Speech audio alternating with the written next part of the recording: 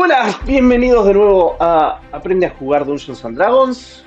Mi nombre es Manuel y máster hace bastantes años. Hoy vamos a hablar de crear el personaje. La vez pasada vimos qué es Dungeons and Dragons, cuál es la idea detrás de jugar este juego de rol, cuál es la idea detrás de los juegos de rol. Y hoy vamos a hablar de cómo arrancar en Dungeons and Dragons y crear tu primer personaje. Tu primer, o quizás un personaje más en tu lista de personajes, pero desde otro enfoque. Vamos a verlo. He sido jugador, he sido máster, escritor. No digo que todo eso me dé a mí el conocimiento para hablar, simplemente doy mi perspectiva y por ahí te pueda ayudar a crear un personaje que puedas disfrutar en todas las mesas y no solo en aquellas donde tu personaje destaca. ¿Qué quiero decir con esto? Aunque el manual de entrada, ¿no? Siguiendo el capítulo 1 como veníamos anteriormente y avanzando el manual página a página. Manual de entrada nos habla de seleccionar una raza, seleccionar una clase, determinar las habilidades y describir el personaje, elegir equipamiento. Bueno, vamos a ir viendo cada uno de estos pasos en este video. Hay quizás uno de los consejos más importantes que te pueden dar a la hora de jugar este juego. Es que hagas un personaje que vayas a disfrutar. Que vayas a disfrutar jugarlo, que vayas a disfrutar interpretarlo, que te sientas cómodo, al ponerte en la piel de ese personaje. Como ya vimos, el juego es un juego de interpretación, no es un juego de azar, no es un juego de estrategia, no es un juego de combate con dados, es un juego de interpretación, es un juego de actuar a ser otra persona en otro mundo, con otras preocupaciones, con otras responsabilidades. No es un juego de combate. Aunque obviamente el combate, el azar, todas estas mecánicas son parte del juego, ver el juego como solamente esas partes nos limita a poder aprovechar el juego en su máxima expresión. ¿Y qué es lo que quiero plantear con esto, no? Primero y principal, como dije, el juego es un juego de interpretación, es un juego de actuar, de que sos otra persona. Durante esas horas que vas a compartir con los demás jugadores y tu máster en la mesa, vos vas a ser otra persona. Entonces, lo primero que tenés que hacer para poder disfrutar al máximo el juego es ser una persona con la que te sientas cómoda, con la que vos puedas interpretar. A los jugadores más novatos, una de las cosas que por ahí les recomiendo es su primer personaje, que no tiene por qué durar muchas sesiones ni una campaña entera, pero su primer personaje es, hagan un personaje que se sienta cómodo con ustedes mismos. Traten de ser ustedes dentro de este mundo con esos ajustes de tuerca que les gustaría tener. Entonces, trasládense ustedes a este mundo donde ustedes digan, no sé, traten de hacer analogías. Por ejemplo, soy mecánico, me gustan las herramientas, me gustan las tuercas, me gusta la electrónica. Me hago un artífice. No, a mí me gusta mucho la lectura, disfruto mucho de la narrativa, estoy todo el día con libros, me gusta mucho sentarme bajo una lámpara, me hago un mago. A mí me gusta, no sé, hacer karate, me hago un monje. Me gusta, soy deportista, me gusta, no sé, hacer deporte de competición, me hago un guerrero, un bárbaro.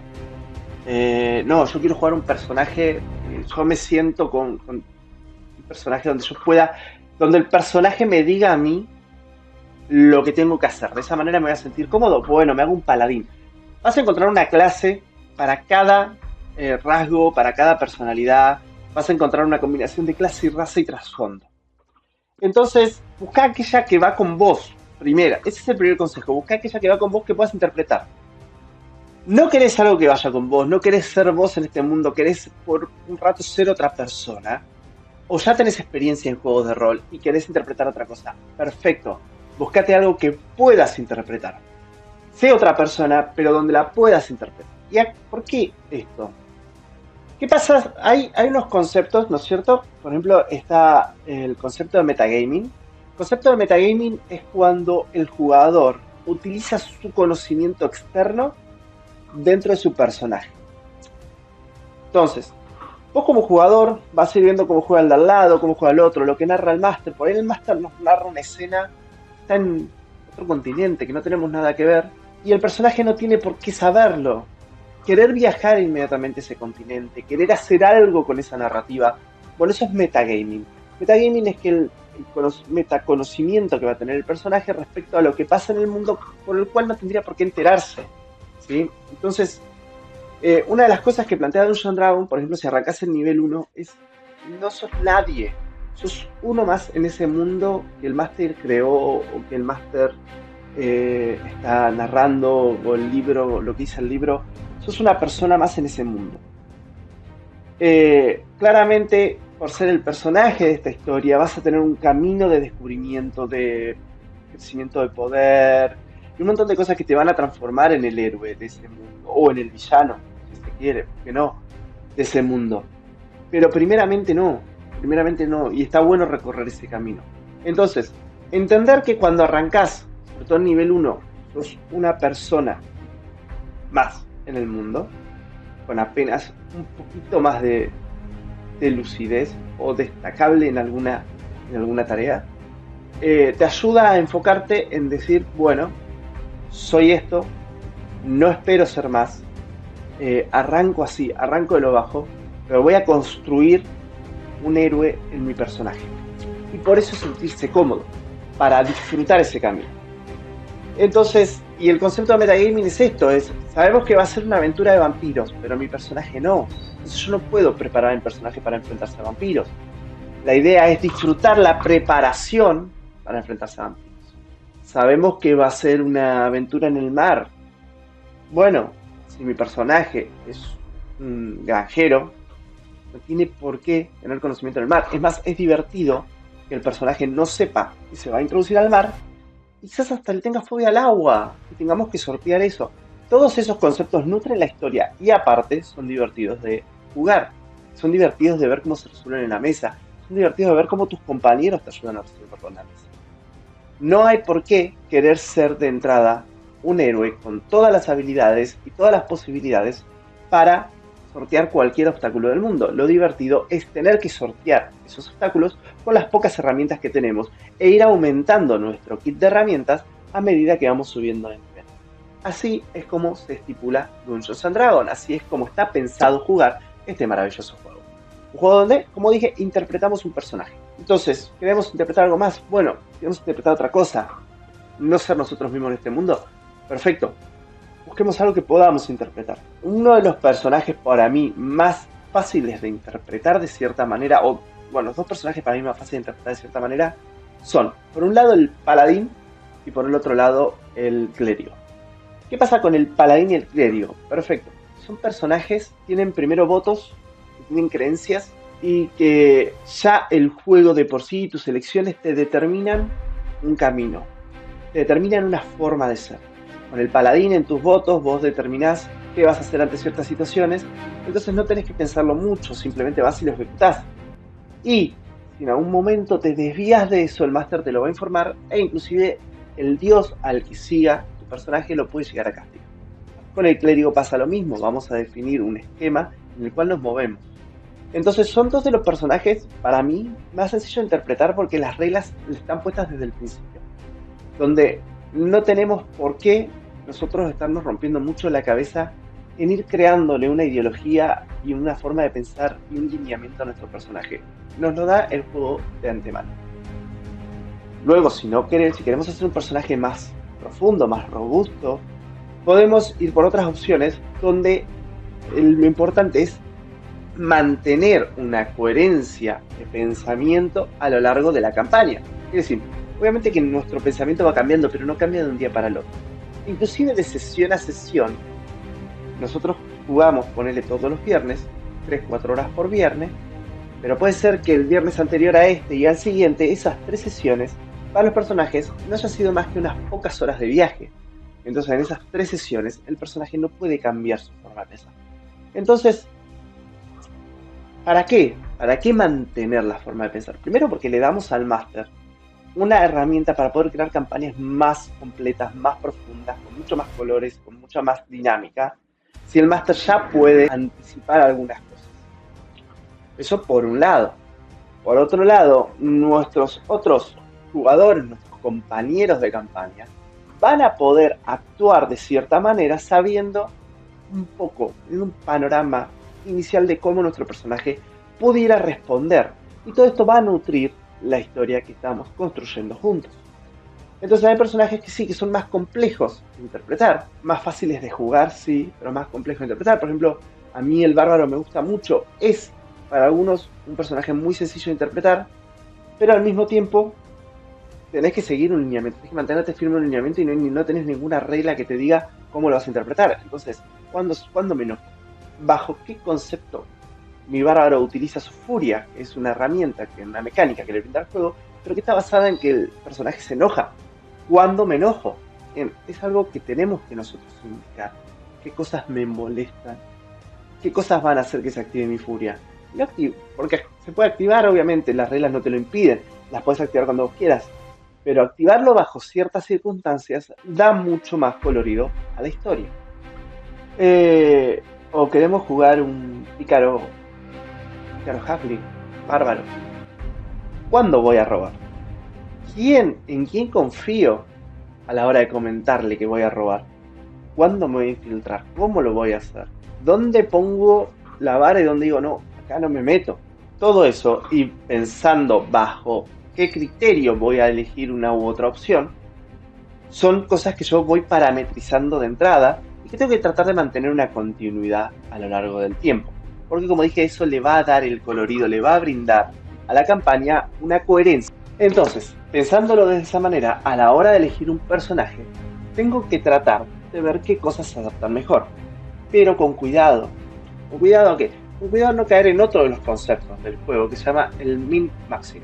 Min-maxing o min-maxeo en su brutalidad, traducida al español, es cuando nosotros queremos crear el personaje a la perfección en ciertos aspectos. Comúnmente en el combate. ¿Qué pasa con el min-maxeo? El min-maxeo no me da libertad. Al no darme libertad creativa, mi personaje queda enclaustrado en un concepto y no se puede mover de ahí. ¿Qué pasa si yo min-maxeo, o sea, lo optimizo al 100% para combate a mi personaje y pasan 3-4 sesiones de interpretación social, actividades más recreativas? Los personajes están en otra, no están combatiendo. ¿Qué va a pasar ahí? Y me voy a aburrir, me voy a aburrir. Me voy a aburrir, ¿por qué? Porque mi personaje, yo lo preparé, lo optimicé para otra cosa. Entonces mi personaje no puede hacer nada acá, no funciona. Bien, esa optimización hubiera estado bueno para un juego de combate, no para un juego de interpretación. Entonces, al hacer eso, lo más probable es que o limites a la mesa a que tenga que haber combate todas las sesiones, o te aburras en la mesa cuando no haya combate. Entonces, al personaje hay que dejarlo, para mí, fluir. Está bien, hay que optimizarlo, pero no al 100%. Mi personaje va a ser un combatiente, pero me voy a divertir interpretándolo en otras áreas. Por ejemplo, si lo optimizo para el combate y todo, está bien, yo ya entiendo que mi personaje en otros conceptos va a ser bruto. Y está bueno jugarlo de manera bruta, para que entonces por ahí le permito a otro personaje en ese momento brillar, en el momento más social, en el momento más político, en estas cuestiones más de interpretación, va a brillar otro personaje y yo lo puedo acompañar desde la brutez de mi personaje. Y ahí es donde voy a obtener la diversión de estar jugando Dungeons and Dragons. Pero cuando ocurra un combate, obviamente el equipo va a confiar en mí para que yo pueda sacar adelante ese combate. Pero lo que pasa con el minmanceo muchas veces es que te lleva a pensar tanto un solo concepto del personaje que si eso no ocurre te vas a aburrir. Y puede ocurrir al revés, es más raro, pero puede ocurrir al revés. Yo puedo optimizar mi personaje al 100% para que cuando haya alguna cuestión política o social, el personaje siempre salga airioso, y luego en el combate no hago nada. Y entonces cuando ocurren combates tengo miedo, escondo mi personaje, no hago nada, no participo, no le hago de soporte a mi compañero, soy un bardo, ni siquiera le estoy dando inspiración de bardo a mis compañeros. ¿Por qué? Porque mi personaje no sirve en el combate. Bien, entonces no está bueno hacer esa optimización completa. Y si la vas a hacer, por lo menos cuando ocurra otro momento, deja que los demás se diviertan y compartir. Lo importante siempre es compartir y siempre estar presente en la mesa. Porque tampoco está bueno que como mi personaje no está optimizado para esta situación que estamos ocurriendo actualmente, entonces yo me retraigo y me pongo a hacer otra cosa. Y cuando me preguntan qué voy a hacer, no sé. Bien, eso es muy común. Entonces, a la hora de optimizar un personaje tenemos que pensar en qué tanto quiero optimizarlo, qué tanto quiero disfrutar de vivir una aventura. Entonces, yo siempre que recomiendo es qué personaje de la fantasía puede ser de superhéroes, puede ser fantasía medieval, puede ser fantasía literaria, puede ser mágica, puede ser cualquier tipo de fantasía o mitología o lo que sea, qué personaje te agrada y tratar de buscarle algo que se acerque a ese personaje, pero obviamente entendiendo que no somos ese personaje y que tenemos que construir ese personaje. Y ahí empezar a elegir.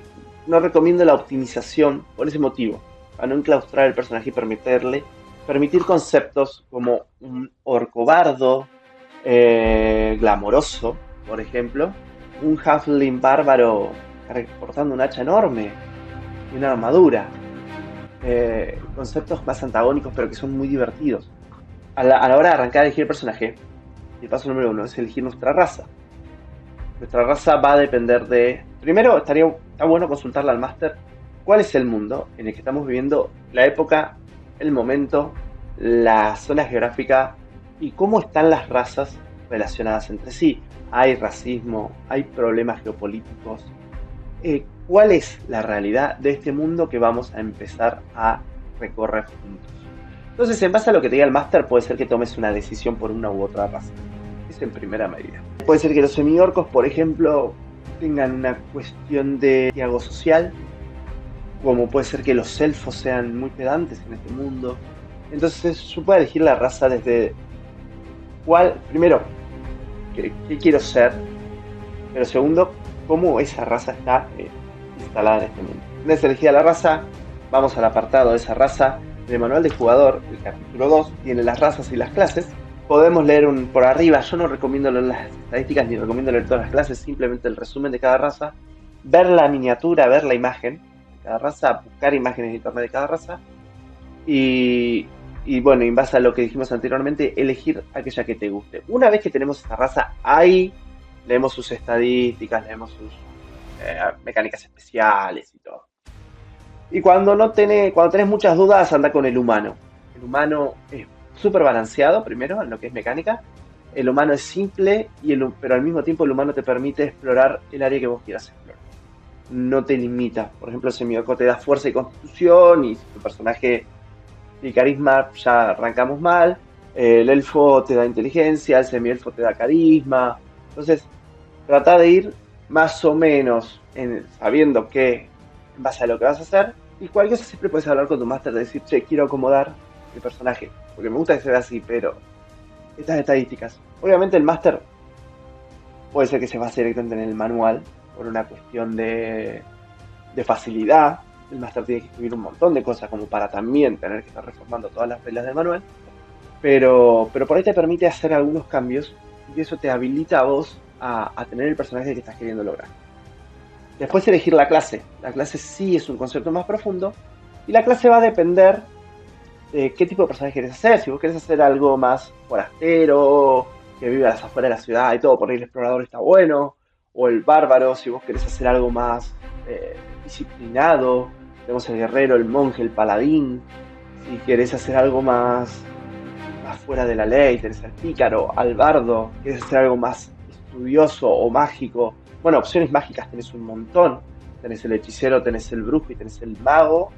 Y tenés el artífice y tenés... Cada uno de esos tiene sus clases. Entonces vas a poder encontrar la opción, siempre charlar con tu máster, pero charlarlo del aspecto de cómo yo me imagino a mi personaje que va a ser. Una vez que más o menos tengas en claro, podés leerte el resumen de la clase y ahí arrancar ya con lo que es los primeros el primer nivel. Y una vez que ya tenemos elegida la clase, elegida la raza, ya podemos hacernos una idea del personaje. En vez de saltar, como dice el manual, a los puntos de habilidad, la descripción y demás, a mí me gusta saltar directamente al trasfondo del personaje y elegir aquel trasfondo que me acompañe. Por ejemplo, en los trasfondos tenés el sabio, tenés el soldado, tenés... Es medio elegir cuál es el pasado hasta la... Porque la aventura va a empezar en una edad semiadulta, adolescente adulta, donde va a empezar a... Puede ser que con el Master Challenge y arranque en una edad más avanzada, pero obviamente se arranca en una edad adolescente adulta. Y entonces el trasfondo determina si tuviste un entrenamiento previo o si estuviste en la calle, y también te da un poquito más de utilidad a la hora de elegir qué es, cómo vos te vas a sentir con tu personaje en este mundo. Entonces, supongamos, creo mi semiorco bárbaro con trasfondo de héroe local, porque siempre fue una persona que, pese a sufrir cierto hastiago social, cierto bullying, siempre estuvo para ayudar a los demás. Ese es el personaje, por ejemplo, que me voy armando en la cabeza. Entonces, al siempre estar dispuesto a ayudar a los demás, es el héroe local. Se ha logrado quitar ese peso encima de la discriminación. Y con eso yo armé mi personaje.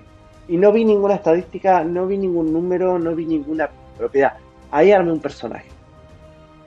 Luego, ahora sí me pongo a ver los números. Y lo primero que me pongo a ver son los puntos de habilidad. Hay distintas maneras de armar puntos de habilidad. La más común es un arreglo de valores: 15, 14, 13, 12, 10, 8. Que la voy a distribuir en las 6 habilidades. Ya vamos a ver esto más adelante. Pero la voy a distribuir donde el número más alto representa mejor capacidad en esa habilidad y el número más bajo representa menor. Como referencia, para tener una referencia, una persona común en nuestro mundo, está entre 10 y 12 el valor, el promedio de las personas, digamos. Entonces, si sabes más de 12, quiere decir que destacás en esa habilidad, y menos de 10 quiere decir que, bueno, que sos muy torpe en esa habilidad. Entonces, un 8 en fuerza, por ejemplo, es una persona débil, más débil que el promedio. No solamente débil de que no entrena, o sea, que no entrena es el promedio, más débil que eso. Una persona con 8 en carisma es una persona mal llevada, más mal llevada que el promedio. Todos tenemos nuestro carácter, todos tenemos nuestra forma de ser. Bueno, una persona con un 8 en carisma es una persona mal llevada, una persona que no puede relacionarse muy fácil, le cuesta mucho relacionarse fácilmente. Entonces, como referencia para los valores, 10-12 es el promedio, y entonces eso te va a dar una idea de tan especial es tu personaje. La raza te va a dar un potenciador, por ejemplo, como dijimos hoy, el semiorco te da fuerza y constitución. Quiere decir que el semiorco de base, un semiorco ya tiene más fuerza y constitución que un humano. Un halfling te da destreza, entonces un halfling es más ágil que un humano. Un gnomo es inteligencia, un semielfo es carisma. Quiere decir que de base el personaje, esa raza, destaca en eso. Y luego tenemos la clase, que no modifica las estadísticas, pero modifica las habilidades. Quiere decir que la clase, en realidad, es una preparación junto al trasfondo previa a tu personaje hasta ese momento. Cuando sos un guerrero, quiere decir que venís de una academia de combate. Cuando sos un bárbaro, quiere decir que te la estuviste dando a puño limpio con criaturas salvajes. Cuando sos un explorador, quiere decir que has sido capacitado por alguien para hacer tus tareas de rastrillaje y demás. Cuando sos un mago, quiere decir que has estado estudiando. Eso te va a dar mejora en las habilidades, al igual que trasfondo te va a dar mejoras en habilidades. Entonces, ahí más o menos vas armando tus estadísticas y vas obteniendo los valores con los cuales vas a luego tratar de realizar tus actividades. Una persona con más fuerza, si yo tengo 15 en fuerza y el semiorco me da 2, como dijimos hoy, me da 17, ese 17 en fuerza, que si un personaje en fuerza es excepcional. Está muy por encima del promedio. El máximo es 20, o sea que imagínense que de 12 a 20 yo estoy a 3 puntos del máximo. Soy excepcional en fuerza, realmente destaco en fuerza.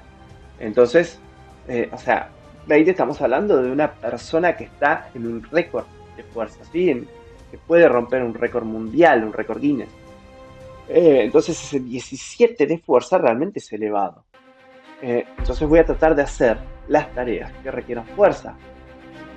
y por ahí hablar con el resto del equipo de qué se armar cada uno para complementarnos y poder realizar las distintas tareas.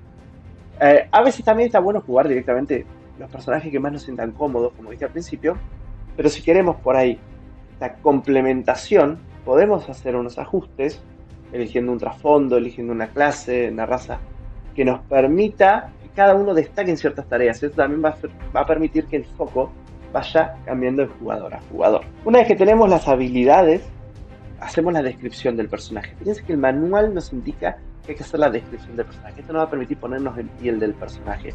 Y esto es lo importante de que, ya teniendo las estadísticas, yo puedo decir mi personaje es atlético, o mi personaje es sabio, mi personaje es muy inteligente, mi personaje es muy letrado. Yo pueda describir a mi personaje en base a sus estadísticas y determinar algunos aspectos, ¿sí? Entonces, un personaje por ahí con mucha constitución, poca fuerza y poca destreza es un personaje muy robusto, pero tosco. Un personaje con mucha fuerza y mucha constitución, pero poca destreza, es tosco y musculoso. Tosco. Un personaje con más destreza se lo ve más ágil. Entonces yo puedo utilizar esas estadísticas para ir determinando algunos aspectos. Y las estadísticas intelectuales, que son inteligencia, sabiduría y carisma, puedo, para ver si mi personaje es pedante o mi personaje es introvertido, extrovertido. Mi personaje trata todo el tiempo de demostrar su conocimiento. Mi personaje trata todo el tiempo de estar en el centro de atención. Esas estadísticas a mí me permiten ir describiendo mi personaje y realmente ver si mi personaje que yo armé es el personaje que a mí me interesa. Porque es lo que luego voy a interpretar. De nada sirve que vos hagas que tu carisma sea muy elevada y luego en la mesa no hables. Entonces, todo esto me va determinando que yo pueda crear un personaje con el que me sienta cómodo. Luego, bien, va a elegir el equipamiento, eso está determinado en el manual.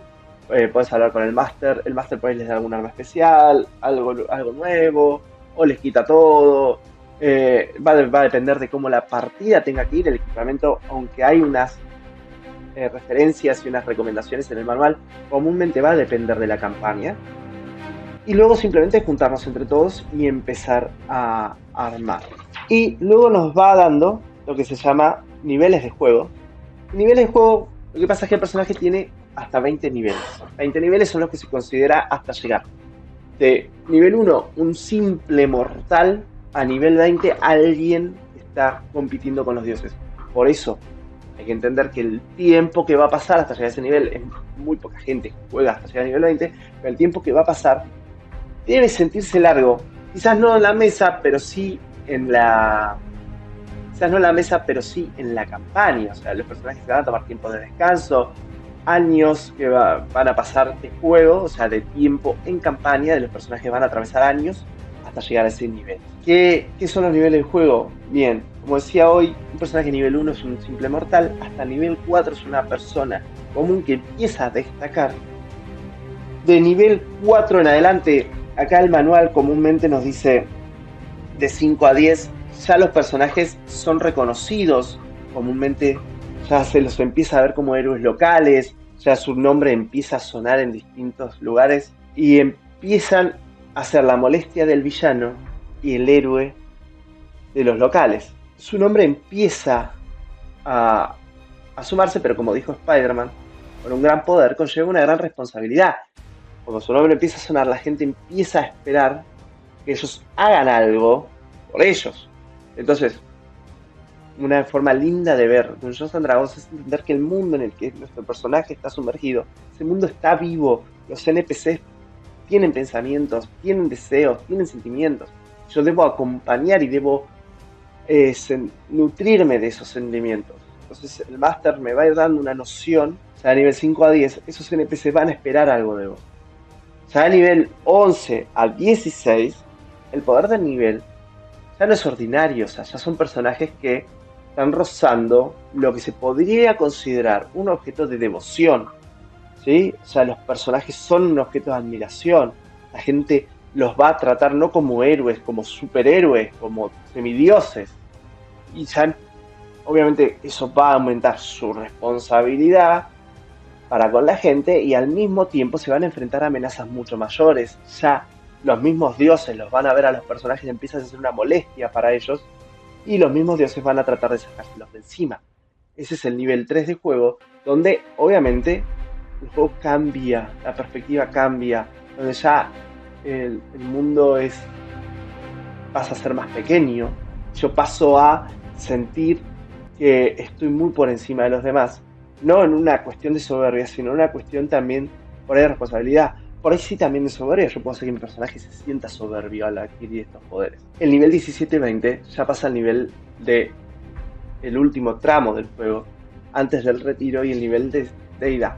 El personaje se puede llegar a retirar a nivel 4, ¿no es cierto? Una vez alcanzado el reconocimiento local y por ahí la campaña terminó y la campaña estaba esperando estipulada a terminar en eso, y el personaje se retira como el héroe del pueblo. Está perfecto. Pero en nivel 20 el personaje se va a retirar como un dios. Nivel 20 ya los poderes que adquieren los personajes, capaces de manipular el tiempo, el espacio, el clima, ya obviamente son poderes que no congenian en el mundo mortal. Y ahí los héroes pueden, los personajes, para llamarlos héroes, pueden hacer lo que ellos deseen. Y los dioses, obviamente, que estuvieron tratando de evitar todo este momento, que ellos lleguen ahí y puede ocurrir una batalla divina o cuestiones de otra índole totalmente, que al arrancar no viene mucho al caso, pero para tener un panorama de cómo se sienten los niveles en Dungeons and Dragons. Había pasado muchas veces tener jugadores que se sientan en la mesa, vamos a arrancar una campaña nivel 1, esperan ya poder combatir con dioses, esperan ya tener poder, ellos creen que ya son héroes locales, que ya la gente va a estar dispuesta a ayudarlos y les va a hacer descuentos en las tiendas y el mundo empieza a observarlos y la verdad que en nivel 1 ni siquiera el villano de turno los conoce. Ese es el chiste de Dungeons and Dragons. Dungeons and Dragons en nivel 1 sos una simple persona que un día le cayó la misión de tener que resolver un problema que estaba asolando a un pueblo, a un reino. Y estabas vos, y eras el único con la posibilidad de atender esa situación. Eso, así es el nivel 1 de Dungeons and Dragons. Por eso muchas campañas, muchas historias arrancan en nivel 3. Para decir, vos ya sos reconocido, ya tenés algo, ya no sé, hay una caravana que sale y ya te contratan para custodiarla, porque ya saben que podés hacerlo. Entonces hay campañas que arrancan en nivel 3 por eso, vaya a ahorrar ese tiempo. Pero en nivel 1, lo lindo del nivel 1 es esto, es poder conocer el mundo desde la perspectiva de todavía no tengo ninguna responsabilidad, todavía nadie me conoce. Puedo conocer este mundo que el máster me narra y simplemente me cayó esta misión que tengo que atender. Voy a ayudar a alguien. O que, si es una campaña de malignos, voy a ir a lastimar a alguien. Y nada más. Y es tan simple como simplemente ponerme en ese lugar, en ese mundo, en esos zapatos. Ese es el nivel 1. Y el nivel 20 es lo que por ahí muchos a la hora de jugar Dungeons and Dragons, arrancar Dungeons and Dragons, esperan. Dioses, luces, rayos por todos lados y dimensiones que se rompen. Bueno, eso es mucho más avanzado. Y como dije, Dungeons and Dragons es un juego de interpretación. Como tal, el objetivo es poder interpretar bien ese personaje. Una de las cosas que yo hago en mi mesa es premiar la buena interpretación. La buena interpretación se premia con la posibilidad de lo que yo le llamo la ficha de torcer el destino. La ficha permite que el jugador, al momento que algo se está narrando, si dispone esa ficha, la puede invertir para interrumpir esa narrativa y decir, esto no quiero que pase, o esto sí quiero que pase, siempre que no rompa 100% la campaña o la estropee. Puede pasar, por ejemplo, hay uno de los ejemplos a dar, un personaje estaba solo, lo estaban persiguiendo y los otros jugadores estaban lejos.